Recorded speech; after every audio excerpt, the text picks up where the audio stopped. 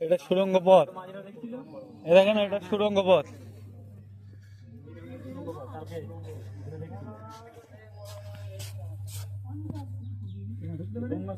না ফুল বাগান তো এখানে করতে আসতো, নাচতো বাইবিরা।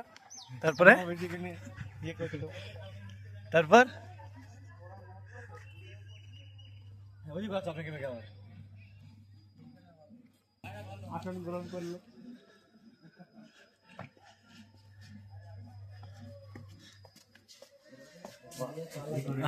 এটা হলো পলাতক রাস্তা।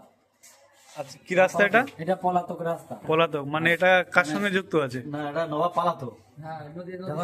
মানে এটা নদীর সঙ্গে যুক্ত আছে, তাই তো? আচ্ছা, আপনারা দেখে নেন।